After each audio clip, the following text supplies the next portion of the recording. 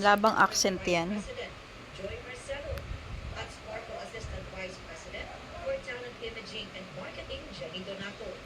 Ayon sa mga opisyal ng Kapuso Network, muna nang manalo si Eman sa undercard match ng Thrilla in Manila 2 at ma-feature sa Kapuso mo Jessica Soho.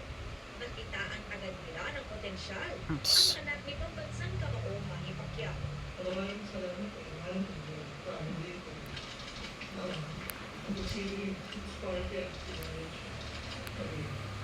we're so happy to give them this opportunity na Sparkle. In fact, pag-isang ko lang sila, sila ko, sabi ko, I think the financial options sabi ko.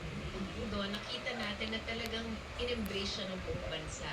Napakaganda pala ng kwento niya, napakaganda ng puso niya, na talagang bagay na bagay sa GMA.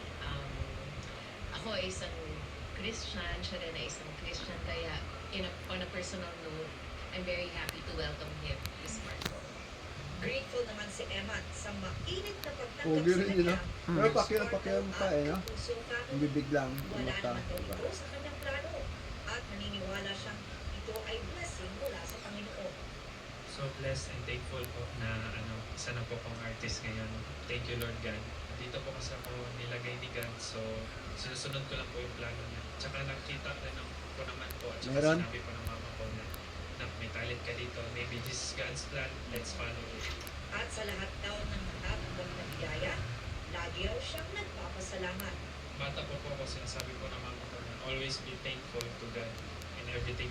Sa panayam din sa Fast Talk ni Boy Abunda, sinabi niyang may nagbukas man daw ng bagong opportunity na nanatiling priority ni Eman ang boxing na suportado rin ng Sparkle. Siyempre, kung boxing muna.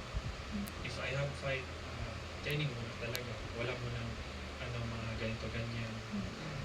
Focus lang muna sa fight. Pag wala namang fight, dito na naman. Aubrey Carabel, updated to Showbiz Happenings. Ilang milyon kayo kontrata yan, no? At tutukan, ilang barko ng China at isang hindi pa matukoy na naval vessel na mataan sa Baho de Masinloc at Zambales.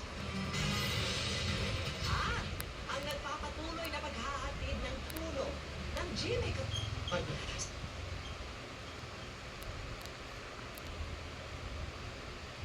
Shiloh!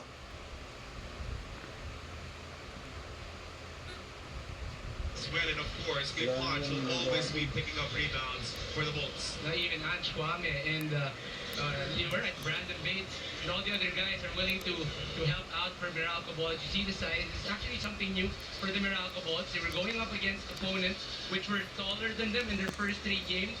So this is going to be their first game